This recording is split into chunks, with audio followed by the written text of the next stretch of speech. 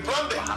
He said he's going to be putting Nigerian labor, Nigeria content and materials first. If you say Nigeria first and it is just us down here that, are pushing that agenda, it's going to be a big struggle.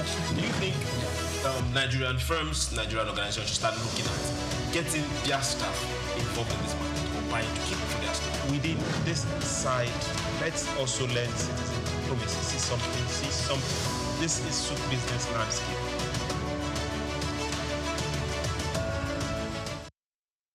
A very good afternoon to you this Monday afternoon. I am Oyinpreye Krumale. We are reaching you live from our studios, Souq News Television. Africa's business and political landscape is shifting under the weight of global realignments. Local innovation and strategic trade maneuvers from Nigeria's push to becoming a renewable energy hub to Lagos preparing for SMEs for global markets, and from the African Union's unified trade pitch in Washington to escalating U.S. BRICS tension. These developments carry implications for economies, investors, and policymakers alike. Welcome once again on Souq News Television. I'm Oyinpreye Krumale. Very good afternoon to you, gentlemen. Chooks, John Rogers Chooks, Olumide Sokoya, and the think tank himself. Welcome once again to the program. It's good to be in this coalition. Coalition? Oh,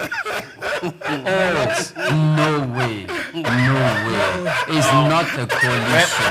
One thing is sure, the coalition will work. It will work? Yes. Okay, I can see. We already have a for and against here. You said the coalition will work. This is our coalition to work. Oh, okay. You're not referring to the coalition? He was referring to the coalition.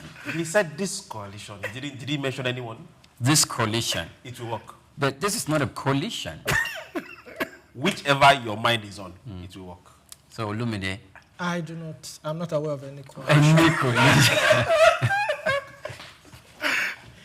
Thank you so much, gentlemen. Nice to be here. Nice to be here. On Souq Business Landscape, we break down what these stories mean for Africa's future in global trade and governance. First of all, we move on. Now, for the stories, first is about standardization on the federal government launching a $150,000 solar testing and standardization lab in the Federal Capital Territory donated by Huawei to curbing fake imports and support for local solar manufacturing. This is part of plans to make Nigeria Africa's renewable energy hub. The second is on economy. Lagos State partners with Afrexim Bank and Impact Her to train 250 SMEs for export under the African Continental Free Trade Agreement, with 20 SMEs to showcase at least Algeria's Intra-Africa Trade Fair. The move coincides with local elections impacting grassroots economic governance. And thirdly, it's on trade as well. The African Union will present a continental trade proposal at the U.S.-Africa Summit coming up on the 9th to 11th, seeking to enhance U.S. investment and export access for African goods under the trade area. And 5 West African leaders will attend the Washington, D.C. meeting. And finally, geopolitics. President Trump announces a 10% tariff starting August the 1st on countries backing BRICS and its policies, escalating tensions as Nigeria joins the bloc as a partner. The move signals U.S. pushback against BRICS' growing influence in global trade. These are the stories we will be discussing right here on this table. Souq Business Landscape, live on Souq News Television. Let's go on a break. And when we come back, we jump into the meat of the day. Stay with us. Say Nigeria first and it is just us down here that, are pushing that agenda. It's going to be a big struggle. Do you think Nigerian firms, Nigerian organizations should start looking at getting their staff involved in this market or buying to keep for their staff? Within this side, let's also learn citizen diplomacy. See something. This is Souq Business Landscape.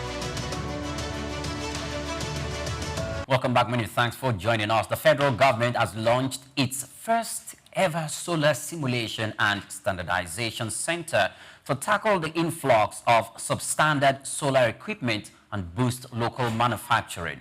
The $150,000 facility donated by the Chinese tech giant Huawei is located at the Rural Electrification on Agency headquarters in the Federal Capital Territory.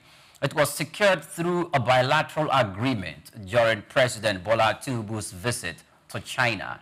The center will serve as a national hub to test solar panels, batteries, and components under various climate conditions, ensuring high-quality equipment is used for mini-grid and off-grid power projects. Gentlemen, here we go.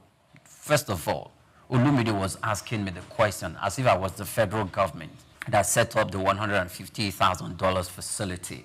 That, do they mean they are going to test all solar equipment that are imported into these countries, including the ones that were put together or manufactured in this country, in Nigeria, to know if it is original or if it is fake, or, you know, to standardize them?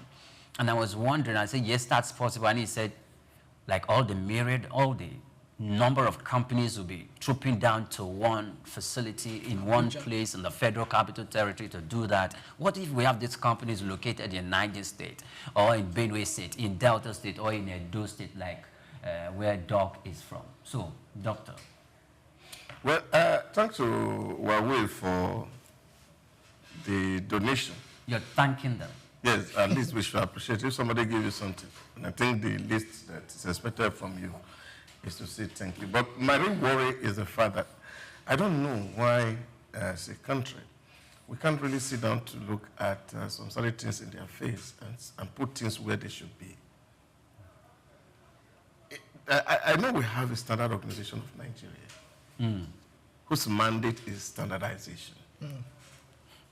To be sure that what is produced in Nigeria or what is imported into Nigeria are certified that they are fit for use in Nigeria.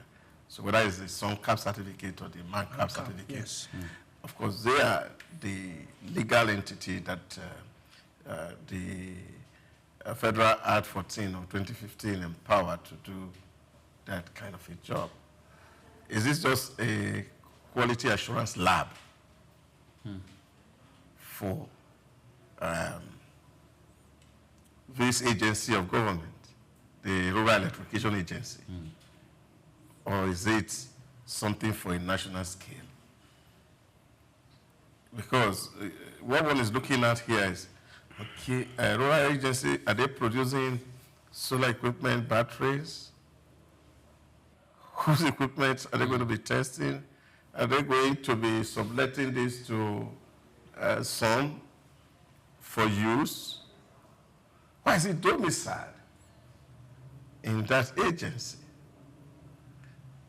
Because you find that at the end of the day, they may not have the legal backing really to certify any product. So I don't know why such very high-end equipment that should test quality of solar panel, batteries, inverters that comes into the country that they are of standard. So that's where my real worry is. And I think that if we have to do things, we should do them such a way that we are not replicating what other people should be doing. So if you say quality assurance lab, yes, you say, okay, you have a manufacturing firm, and therefore, for every product that comes out from your firm, you are testing it to ensure that it meets the standard set by the entity that's empowered by law to define standard, which is the standard of Nigeria. So that would make a lot of sense. But I seems to be in the dark as to what is happening here. And hearing that, of course, we're also going to be testing all the solar panels that are entering into Nigeria. And I think that should be an overreach for Rural Electrification Agency of Nigeria, in my view. Chooks. Present. Yes, please. Your perspective. Okay, going with what the Oracle himself have said.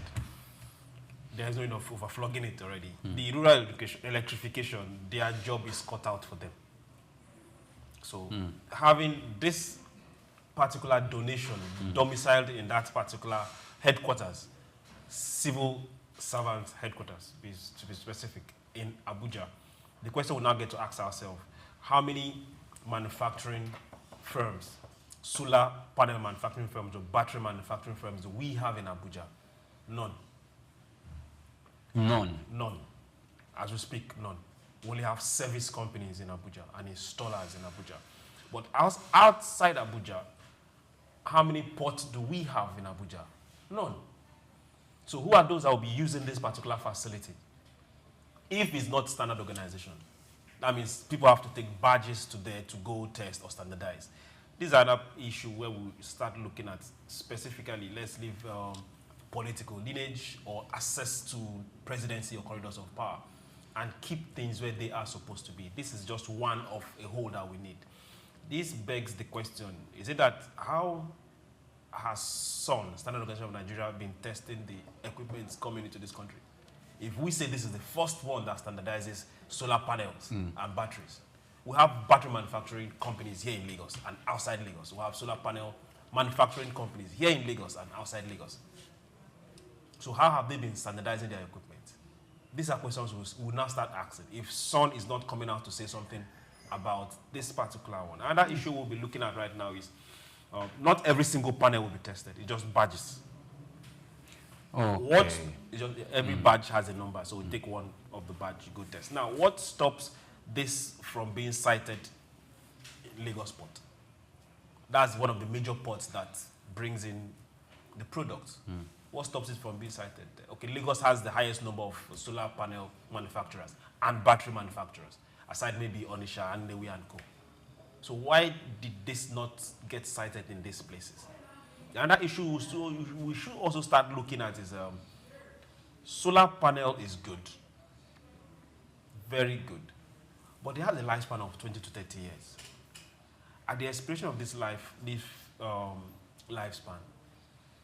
the amount of waste we will start having if we don't start educating people on our ability to start recycling those panels will be a problem. Knowing fully well that this is majorly lead. The major material there is lead. And it's very poisonous, both to human and the ground. So aside having this, this particular equipment and this particular center, we should start looking towards being able to recycle these panels because they are growing on a daily basis. Okay, I think that's food for thought for our industrialists to begin to take a look at that aspect and also for potential investors.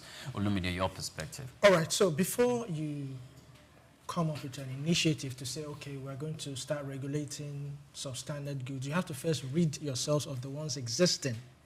That's my first question. How do you rid yourselves of the substandard solar panels in the market? I mean, NAFDAC have been trying to do a whole lot in trying to even rid themselves of substandard drugs, substandard foods and all that, and they've not gotten 100% result. Yeah. How do we start that?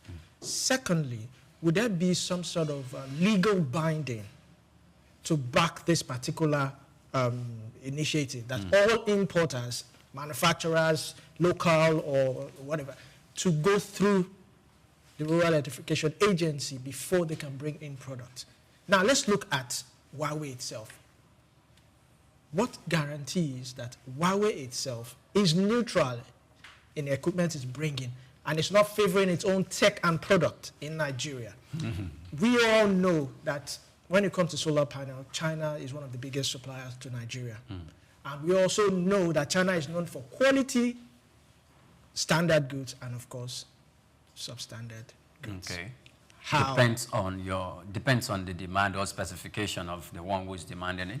Okay. So also, is Nigeria negotiating for tech transfer? Okay. Local capacity building, or are we just getting infrastructural gifts? These are things we also need to. Then what mechanism would exist to also ensure Huawei's transparency in this particular thing? Okay. So if, according to Doc, if Huawei is giving us a free gift worth $150,000, if it is a free gift and it's $150,000, do we expect them to be neutral, knowing fully well that we are giving you this gift? It is a child of our brain work. We are donating it to you. Maybe it's part of their corporate social responsibility, maybe that, or maybe in itself to let the administration know that we are contributing our quota to the advancement of the Nigerian economy, and they are going to bring in their own gift. You don't expect them to bring in a gift that will favor the product of their rivals in the same industry. Yeah, but so if their rivals, sorry sir, if their rivals now bring in products, so the tendency for that testing machine to rule out. Will it test all equipment? When it tests that of their rivals, I say no, this is substandard, throw it to the bin. No. Yeah, but that's the point I'm making. If they say even in Freetown there is nothing free.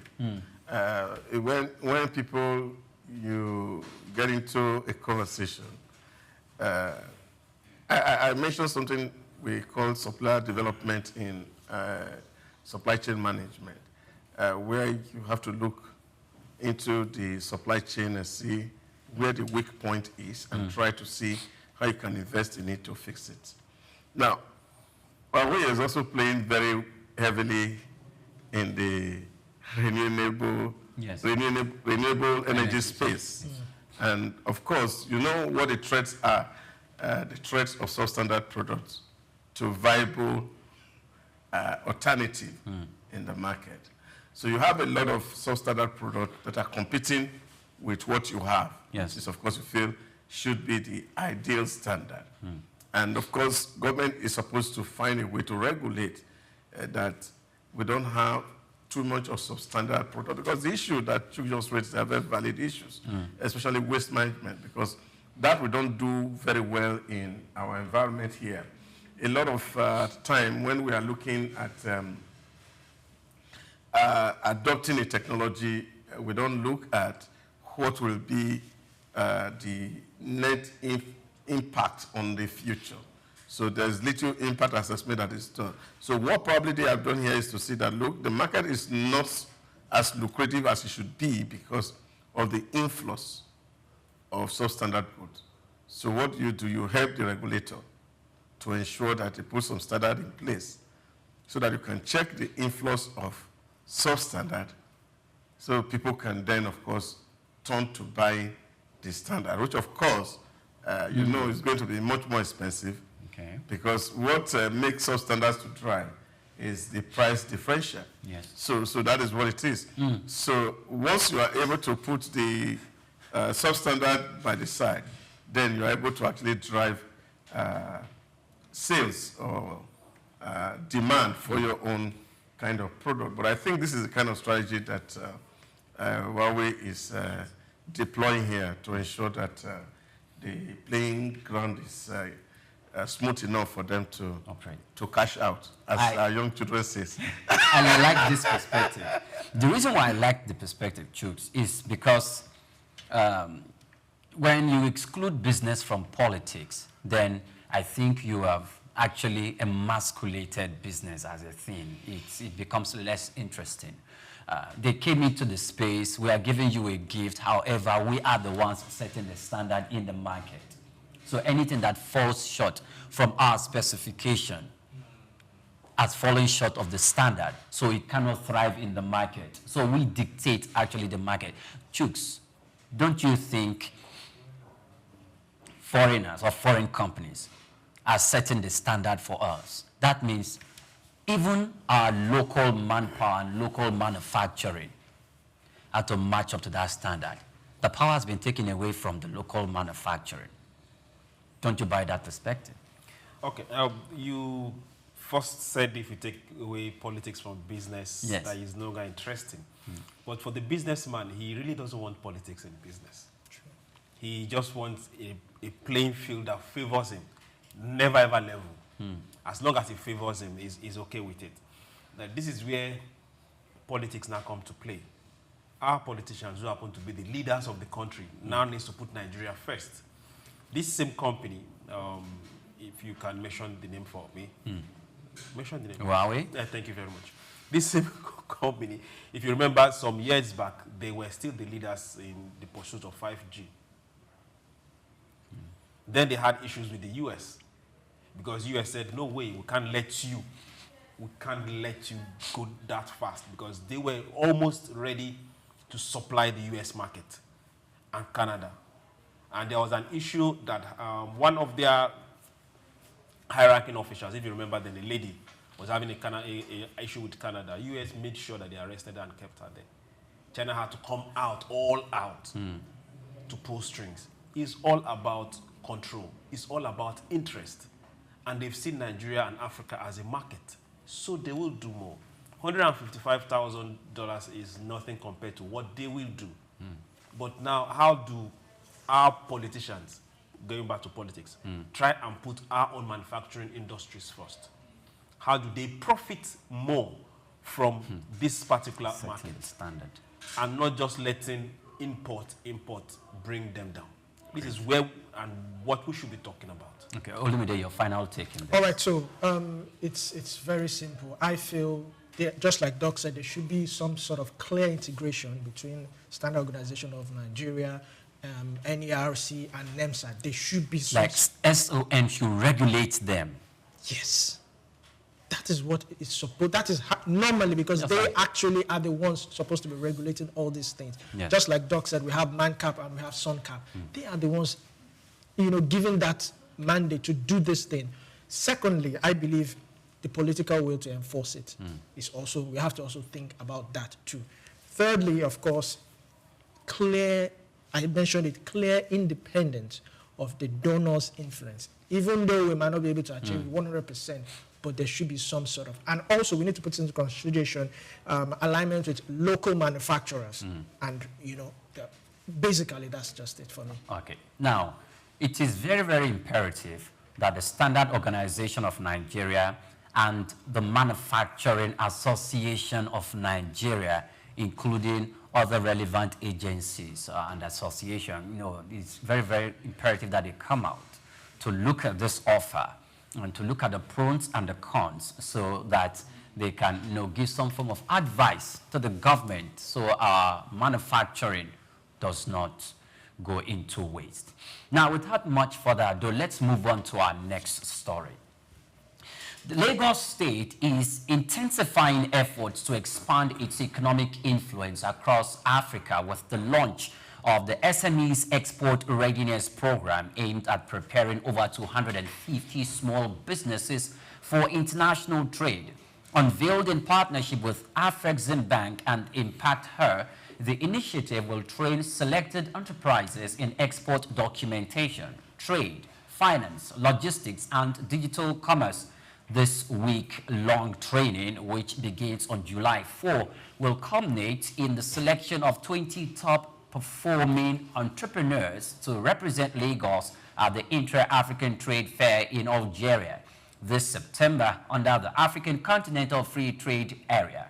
Now, this move also comes as Lagos State is also gearing up for its local government and council elections on July 12, an event expected to reshape grassroots economic governance with local councils responsible for market operations, taxes, and infrastructure. The polls are crucial for traders and small businesses. According to analysts, the combination of strategic trade training and renewed local leadership could position Lagos-based SMEs as key drivers of Nigeria's export growth and broader intra-African commerce. That's the conversation. The part A of the program, of the story is great. And the part B too seem to have some form of alignment. But we can discuss both the part A and the part B, just we can mix them together. And that's because I want to look at the part B of, the part A of the program says they're going to select about some number of entrepreneurs and those companies that will benefit from that training, which also means they will be the ones that the Lagos State government will be putting out and introducing to probably with the Afreximbank that will introduce them to the foreign market that is open to them. And they are going to enjoy this introduction that Afreximbank is bringing into play here. Number 2 is the local government election, and how both the election at the local government or the local council level, has to do with trade that takes place in some of Nigeria's Lagos-based market, places like Oshodi, the Balogu markets, and no other relevant markets. I'm looking at, do we see a possibility of the local governments actually defining local business alignment and local manufacturing in Lagos State, or is it something that should be adopted across the state? Well, I just want to start from the, how am I going to put it now? The SME plausibility of even having to take SMEs out for exposure. It's a very good, for me, welcome initiative so that you can have them exposed to market. But what I'm not too sure of, which of course the news also did not to cover, is that are there specific SMEs in specific sector? Are there specific area of growth where we do want a competitive advantage as a country or as a state that we said, oh, this is what we want Lagos to be known for. And so we are growing SME in this hub. And these we are exposing to the world. Because using the word generally SME and 250 sounds so vague for me. And because you're tying the story with the election that's happening on the 12th, makes it even a lot worse. Some people just going to spend some money for the same state capture, as they call it. So these are the kind of conversation that for me may sound germane. Who are these SMEs? Where do they live? What kind of business do they do? What is Lagos trying to showcase to the world? Are we going to just carry every Dick and Harry to these places? Because when we are not strategic in terms of defining where we want to have our own competitive or comparative advantage, then you cannot really get so much from that kind of investment.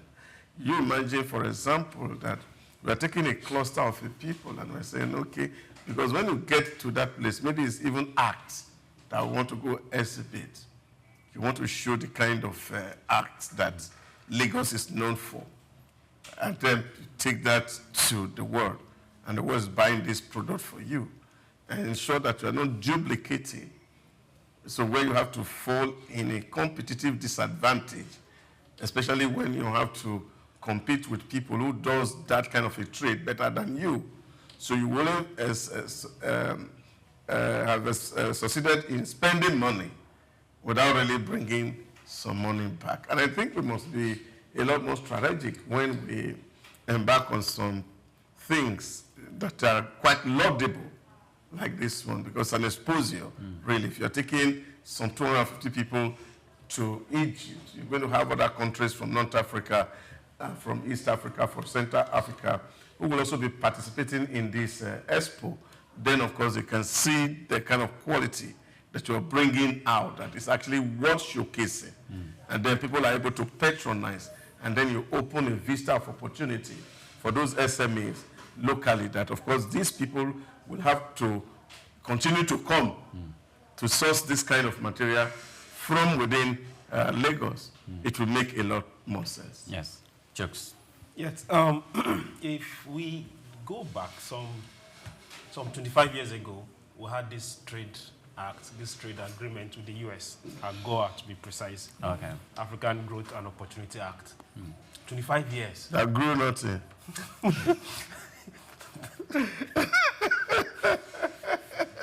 Now, that was specifically US Trade Act. I don't know if you understand. With African countries. US Trade Act for African countries. Yes. Now, just like Doc said, it grew nothing. So let's ask ourselves, what did we benefit from AGOA? Summit after summit, travels after travels, political alignment after political alignment, president after president. What did we achieve? But this particular thing was supposed to be able to grow economies. economies in the grassroots, economies, entrepreneurs, economies in states. So what did we do with it? Now, the African Continental Free Trade Zone is here. A lot of education is needed. The person that is farming pineapple in River State should know what opportunities are there for him. The person that is farming cassava, the person that's trying to make starch, should know. So this is where I would say, okay, Lagos State, okay, I'll give you kudos for this. But is it about education or is it about politics? The first two stories, they don't align, just like Doc said. Now, we really need to let people that are working, entrepreneurs that are working, see these opportunities. And if Lagos State can say, okay, let's push them into this market, because it is a market. It's a viable market. What products now, as a people, as Lagos State, are we looking at in pushing to that market? Who are we going to help? Be it funding, be it more education, be it any form of assistance to get into that market? Because if the after Trade Act does not start now, it will just be like another AGOA. Because right now, it's all about coffees over tables and paper. We need to start seeing open borders. We need to start seeing passports that have no faces. We need to start seeing trade really work. And we need to start seeing businesses do what they used to be before. There used to be this market somewhere in Borno before. I don't know if it's still there now. You see people coming all the way from Niger, all the neighboring countries. Nobody had issues. You just come there. If it's ram, fish, everybody's coming, everybody's buying, everybody's going. Well, thanks to the border closed here, border no closed there, all those things are dying. Businesses there are dying. What you have now is now conflict, because people have no money. So they now become tools for people that can push them around. So we need to start trading amongst ourselves as African brothers. The rail lines that are being constructed, those that took money are being constructed, we should arrest them. What is it called? Every other opportunity that is there for Africa to trade amongst itself. For states to get involved and educate, yes.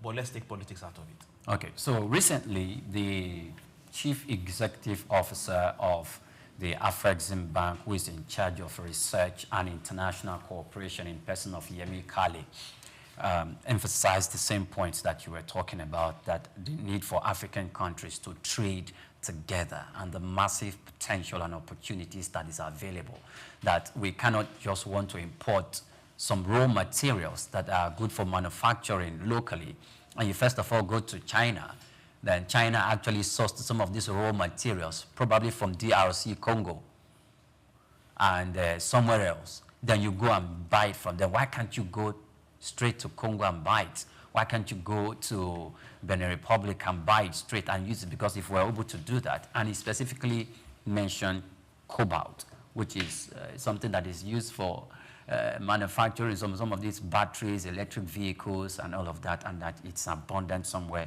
in the continent of Africa, but we kept sourcing it abroad.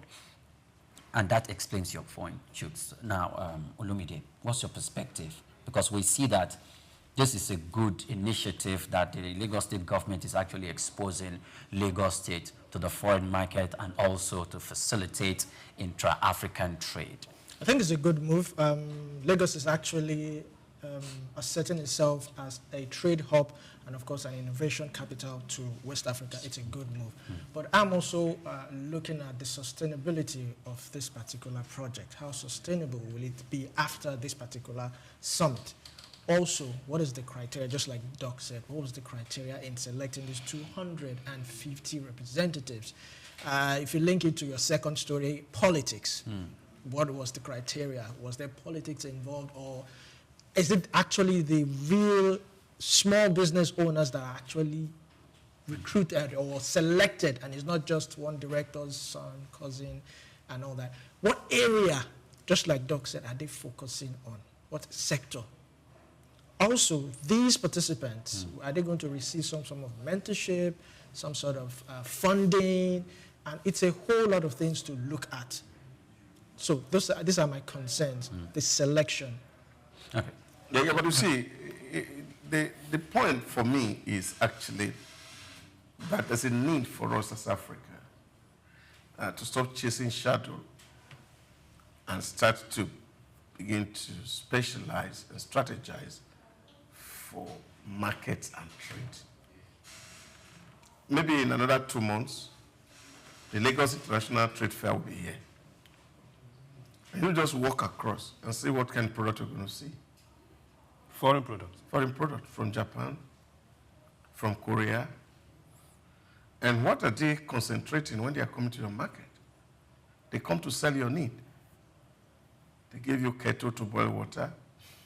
They give you plate to serve food, spoons, blenders to blend your juice, because they know that now we are moving taste away from carbonated drinks, so Africans are drinking more locally made juices. Inverter batteries. Okay, so these are things you're going to see, because that's your need. They're not just going to ship something to your trade fair. They are targeting that, look, if we bring this product in here, it will sell. In short, last year, I saw some guys who came from, which country it was, at the Lagos National Trade Fair. All they were selling was your own kind of the shirt Krumale had this morning. We mean herbs. Herbs, local herbs. Local herbs, yes. Yeah, in the trade fair. In the trade fair. Oh, yeah. And they were not arrested. Oh, no. No, of course not. In short, I saw some with one little bottles of this painkillers or something, made into like a small, tiny bottle like this. And said, do you have pain, headache? They just put it on your head.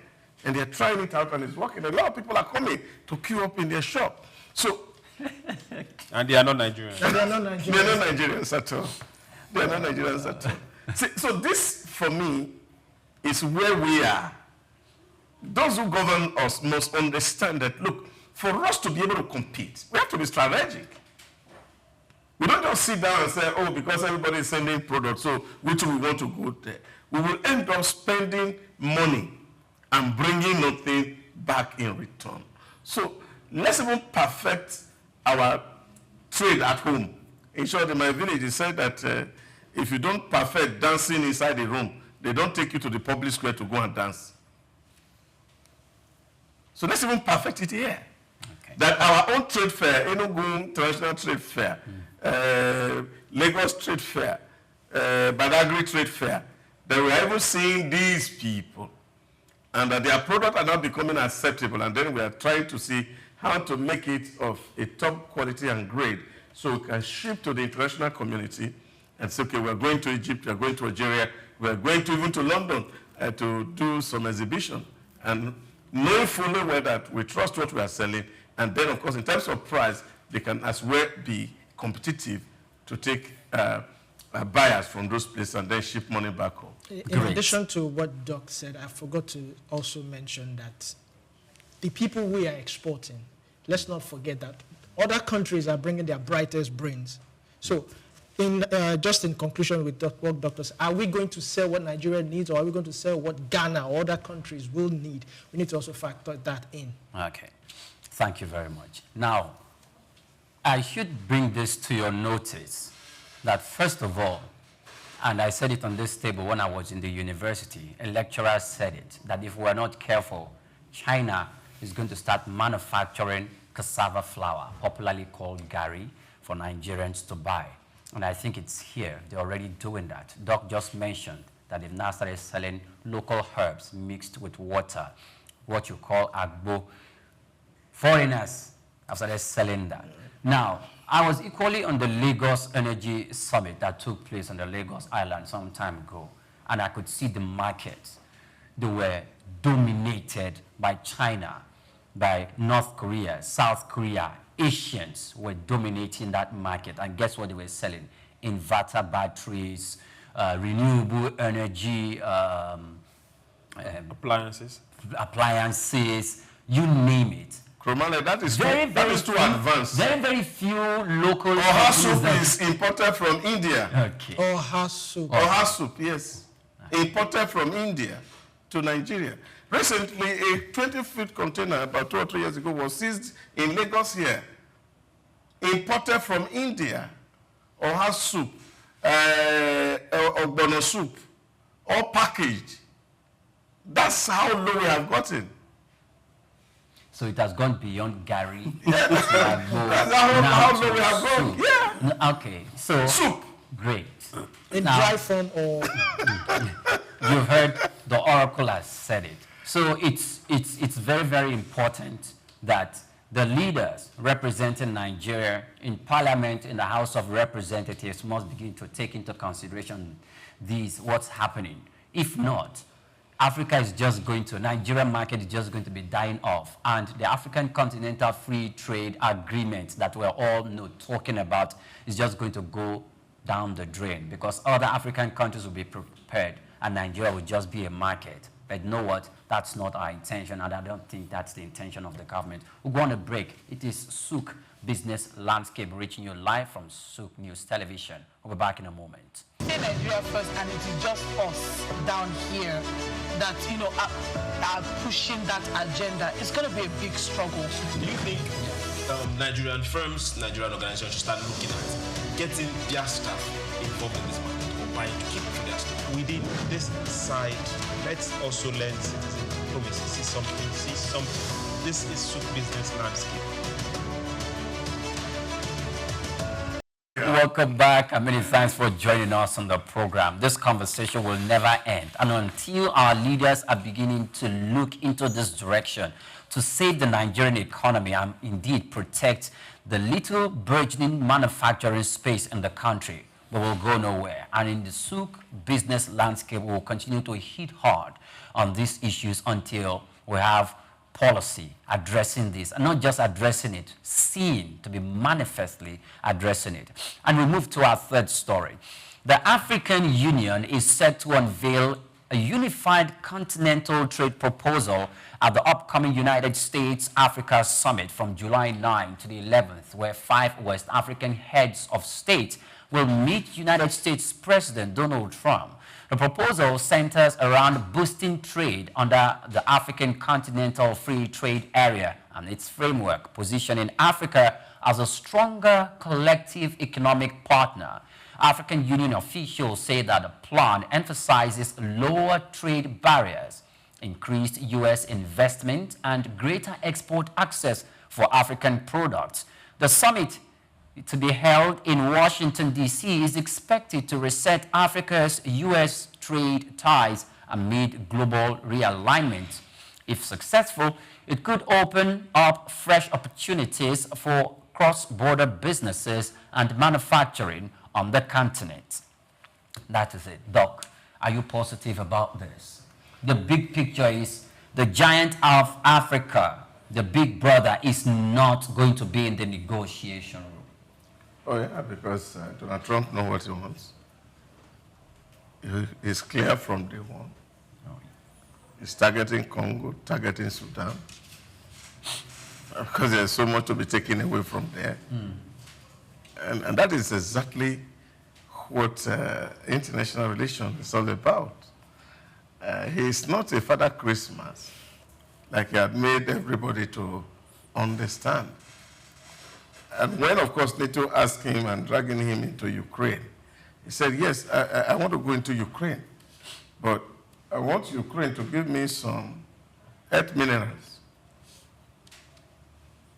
so I can help them. So we are not just going to go to Ukraine to go and be spending money without the hope of getting anything out. So we're going to end the crisis in Congo, but we need some earth mineral in Congo. So Rwanda is deeply involved because a lot of people feel that Rwanda is actually sponsoring the rebel movement in the Congo. And though Rwanda president always says, oh, he wants peace in the Congo, and especially in the East African region, and see how to put it. But the way to find peace is actually to be a mediator between two forces and not empowering one force against another, especially when the issues on the ground are not taken care of. So this is what we're seeing. Donald Trump is a businessman as the president of America, know what American means, and his target is to make the American people look good and have good life. And we do hope that tea and coffee will not make us to give away the future of our children. So these are, for me, the real challenge. Whether we are serious for this negotiation is something we have to think over and over. I'm looking at the characters that are involved because they are sizing you up, and they are looking at the kind of person that you are going to deal with. Just 2 years ago, we had these issues with some few pounds to Rwanda, and they were ready to take all criminal immigrants from the UK and house them just for a few pounds. What the United Kingdom don't want in their environment. An African leader said, bring it to us, just give us some money to feed them. And that was enough.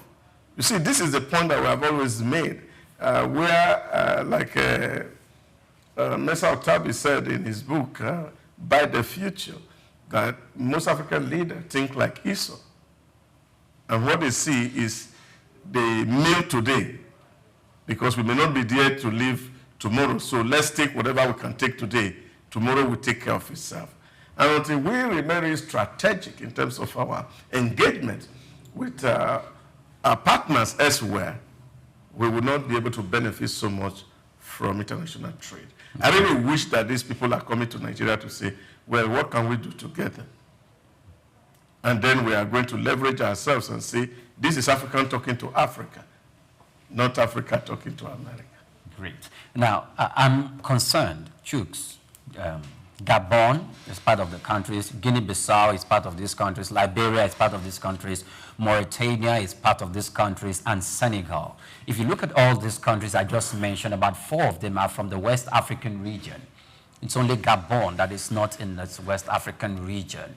So its focus could also be in West Africa. But it looks like, I know before we come to us, because I want us to discuss our own case, Nigeria's own case, separately. What does, yes, doctor has said Trump is looking out for some earth minerals which could be available in this climate. What exactly does he want? Is it, because he said it is for commercial opportunities. So the U.S. is not going to have commercial opportunities in liaison with these countries. It's these countries that are going to have commercial opportunities liaison with the United States. And it looks like it's a big thing. Oh, we're going to see Trump. The sad reality is, over time, we've been so brainwashed to think that the West has a solution for us. That's what we've been taught right from primary school, right from kindergarten. Country of the brave, home of, give it the acronym you want. It's sad. And from that particular story, you said African countries are going to speak with one voice for following the African. Now, you now mentioned the countries, Gabon, Guinea-Bissau, Congo, Sudan. The only big, the seemingly big country there is Senegal. Yeah. The 4 of them, if you put them together, their economy is not as big as that of Lagos State. So now let's be very specific. Just like Doc said, the US know what they want. And that is what they are going for. International diplomacy is all about interest. So they are not speaking for Africa. It can't happen. It's not possible. How? Is Egypt there? No. Is South Africa there? South Africa, the president went to the US the other time and they had to keep a chain between them so it would turn to a fist off.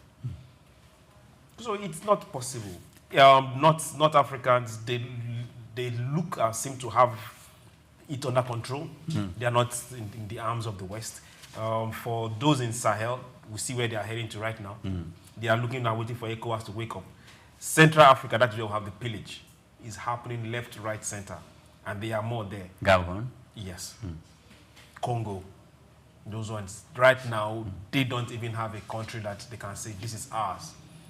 A lot of the budget is being financed by funds and aids from outside the country, whereas the West keeps flying mineral resources every day out of that country. Then we'll now talk about the African Free Continental Trade. Is that what they want to go and present to Trump? Whose agreement are they presenting to Trump? How many of them in this particular set even has control over this? Is Ghana there? Ghana that is housing the headquarters. Is Ghana there? These are things you get to ask yourself. I definitely will look forward to seeing how that is going to materialize, knowing fully well that it's still going to be the same picture we have of people going cap in hand, going to beg somebody who they think is higher. But he sent for them. They didn't say, hey, please, would like to come. It was called a summit in the name of a summit, African-US summit. And Nigeria is not there. Great. Olumide. All right.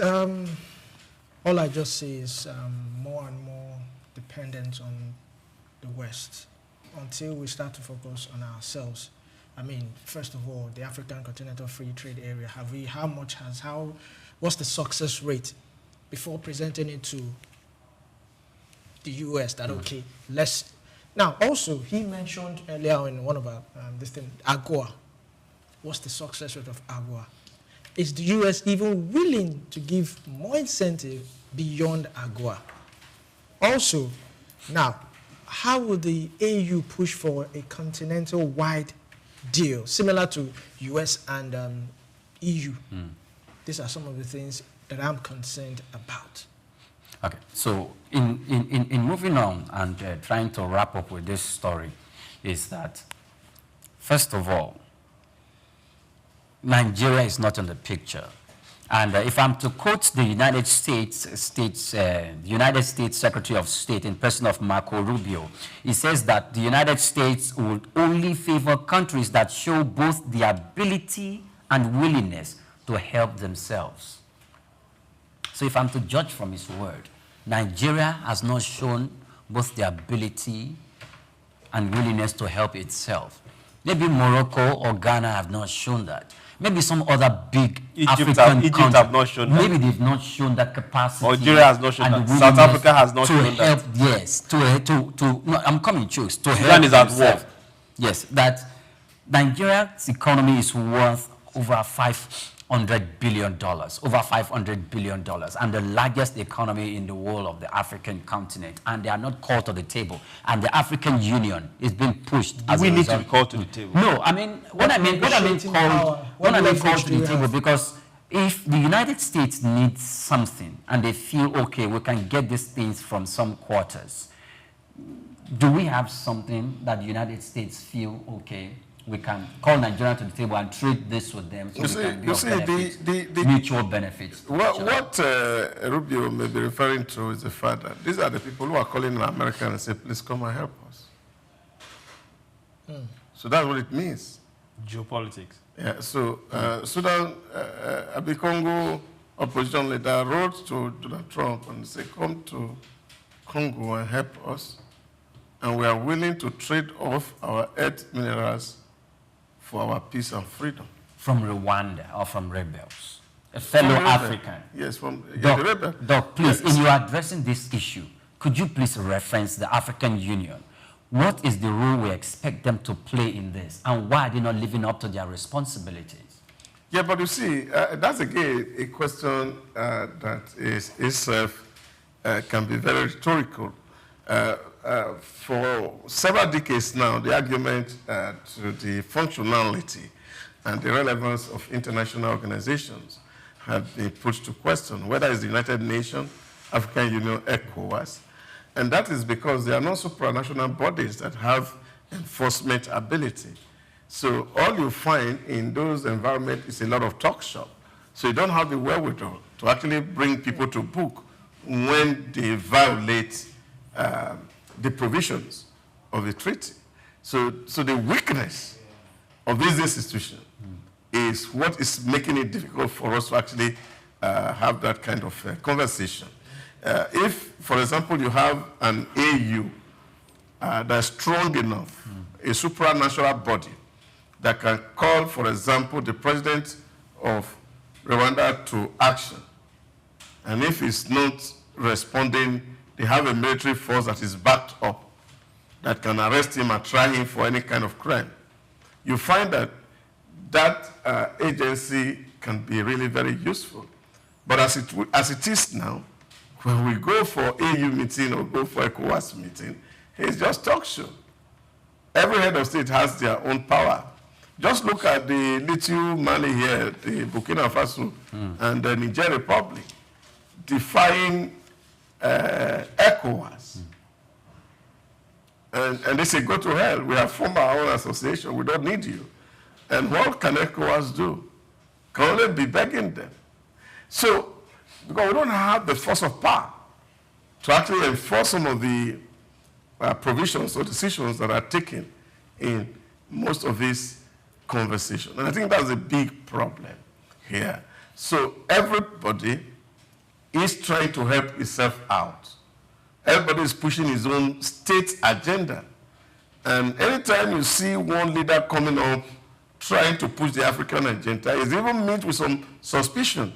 And people don't believe in him, just like we had late Muammar Gaddafi, who was pushing for an African voice in the international arena.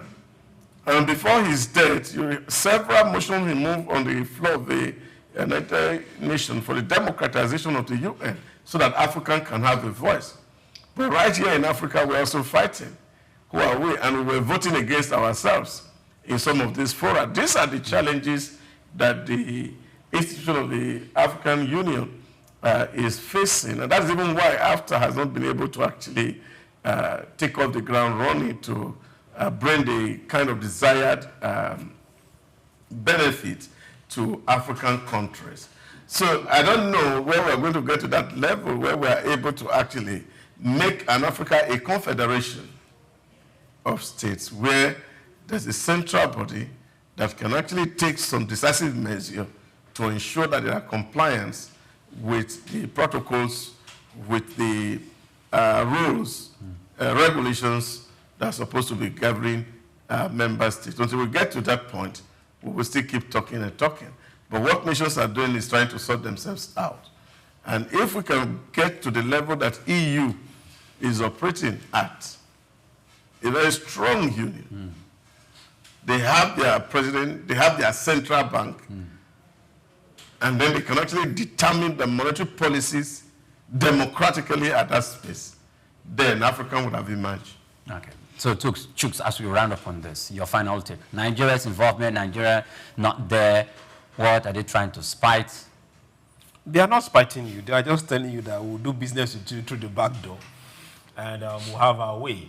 For these other ones, I won't use the word colonization, but hey, they've seen what they want and they will get what they want. Sadly, Africa is still going to lose. Great. Olumide. All right. I wanted to add this, that in trying to sell ourselves to the U.S., whatever we're selling to them, whatever trying to promote them, what is the private sector and SMEs, are they put into consideration in this new trade partnership? But overall, I believe Africans should reduce reliance on aid through partnership partnership-based deals. I believe the major thing, the major point for that all we are trying to make here is reduce reliance on the West, rather. Okay, great. Are we going through the phase of another, partition and stratification and division of Africa by different world powers? The BRICS is there, United States is there, and some other blocks. We only have 3 blocks, according to experts. The United States-backed part, the BRICS own bodies, and now we have Africa on its own. So, even in the G7 and the G20, we can see this stratification quite painted out. Is Africa taking advantage of this? Because according to analysts, that the Eastern Bloc, lays in with the wealth. Currently, the West is at loggerheads with the East. And Africa is just in the middle, because Africa is the only one that has the right, or is in good terms to speak with both the East and the West at the same time. The West does not speak directly to the East. It does that through Africa. But is Africa positioned for this? Or is it playing its role, or it has completely let off this opportunity to slip by? We'll know as things continue to unfold. We're going to break, and when we return, we'll take our last story. Stay with us. Nigeria first, and it is just us down here that, you know, are pushing that agenda. It's going to be a big struggle. Do you think Nigerian firms, Nigerian organizations should start looking at getting their staff involved in this market, or buying to keep for their staff? Within this side, let's also learn citizen diplomacy. See something. This is Souq Business Landscape.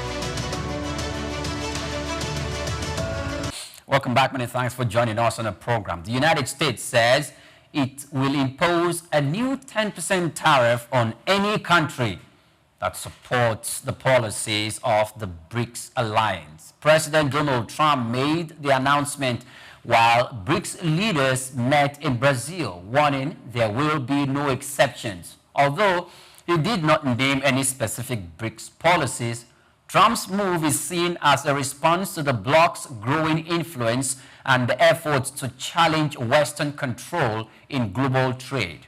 The group, which now includes Nigeria as a partner, has criticized what it calls unfair trade practices and rising tariffs from the West. The tariffs are set to take effect on the 1st of August for countries that do not reach new trade deals, with the U.S. ending remarks.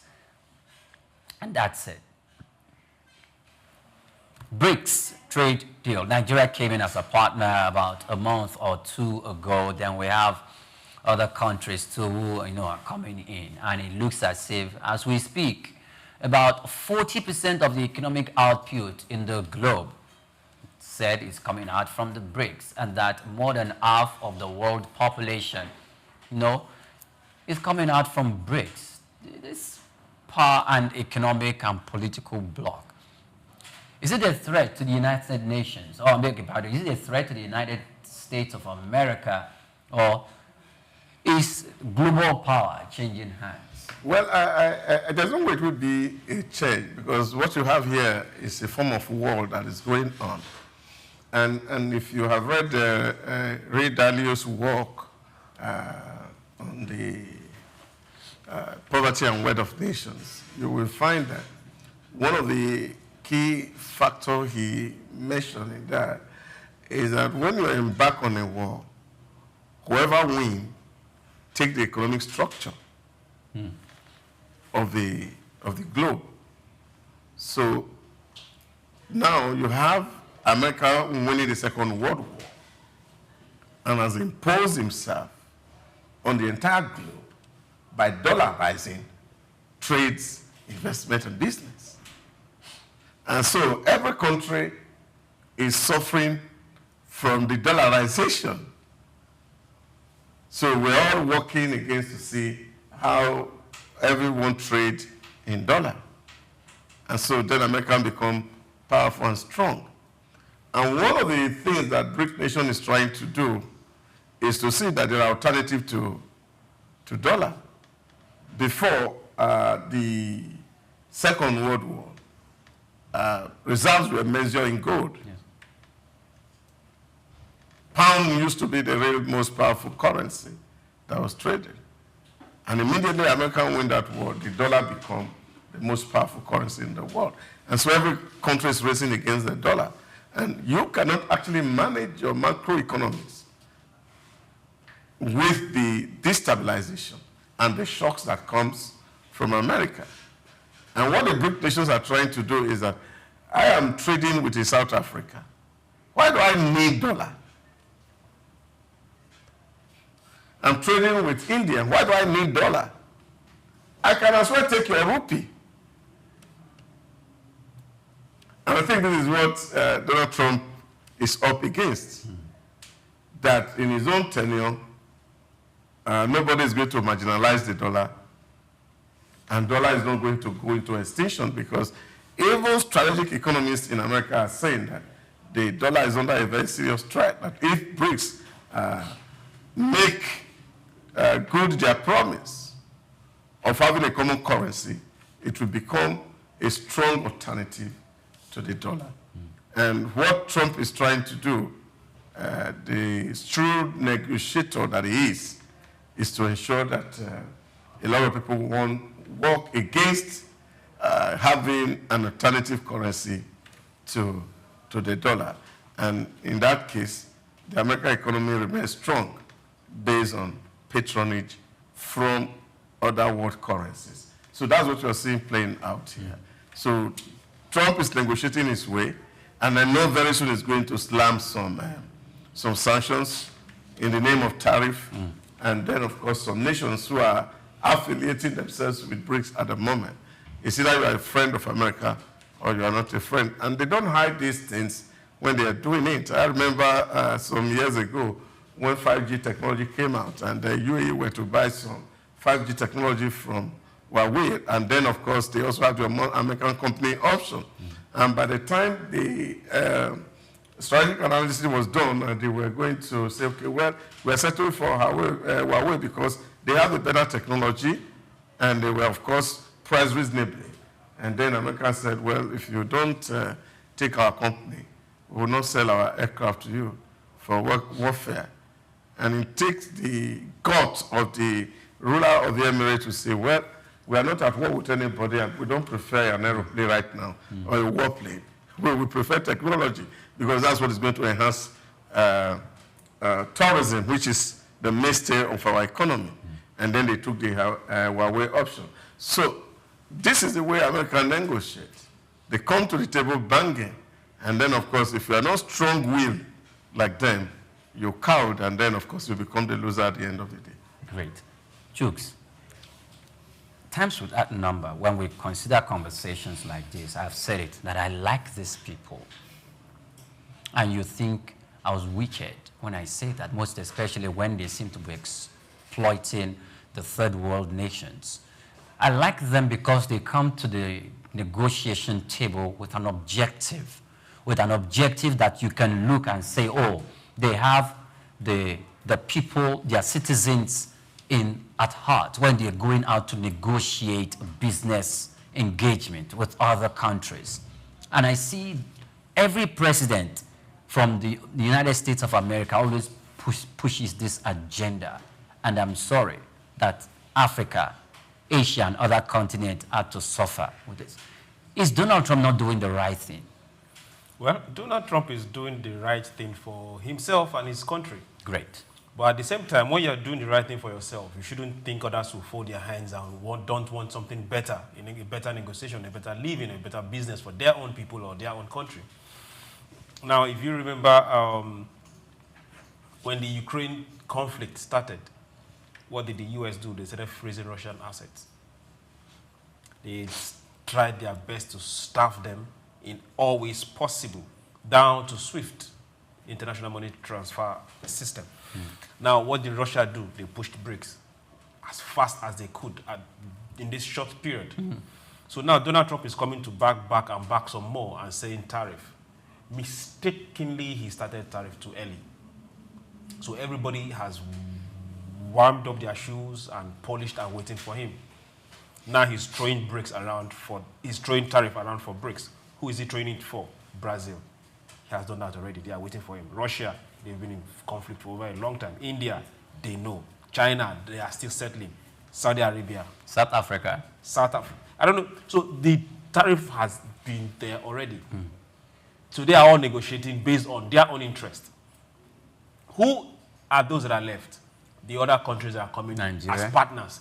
Nigeria, then we question who now to ask ourselves, what's our trade deficit with US in the first place? He can slam on the tariff he wants. The only major thing we are sending to them is crude oil. If he doesn't want it, no problem. We'll send it to another person. These are issues we should start looking at. If he throws this tariff to African countries and we are wise, we decide to use our heads, we will welcome it and say, good, now let's look for alternatives. Let's produce them in-house. Where are the major things we are going to? Luxury items. These are the major things we take. Maybe power components. China will be so glad to take over that market. Happily and openly glad to take over that particular market. if they say, okay, let's go by the way of tariff, and Africa say, okay, good, let's source your materials from somewhere else. So he needs to really calm down and look. The tariff he's throwing around is not for everybody. He needs that tariff to go to the people that they have trade deficit with. China import more from them, they also import from China. So that will work for them. If you say no, China has their own way of giving it back to you. But if it throws trade deficit to we that we don't export them that much, it means nothing to us. Absolutely nothing. Okay, great. Olumide. Well, I think to summarize this, this tariff warning, it just puts pressure on countries looking for a way to expand the BRICS by challenging U.S. financial-led institutions like the IMF and, of course, the World Bank. It also, just like Dot says, reinforced the use of dollar by discouraging any movement towards de-dollarization. Then also, it also puts some sort of fear in the minds of other countries sitting in the fence about whether or not to join the BRICS. They have to look at the cost implication. Like Chuk said, well, Nigeria, what do we have to lose? If we are being slammed with this tariff, then we go sell our oil or whatever to any other country. So I feel it's a win-win for African nations if we all come together. Say Nigeria first, and it is just us down here that, you know, are pushing that agenda. It's going to be a big struggle. Do you think Nigerian firms, Nigerian organizations should start looking at getting their staff involved in this market or buying to keep for their staff? Within this side, let's also learn citizen diplomacy. See something. This is Souq Business Landscape.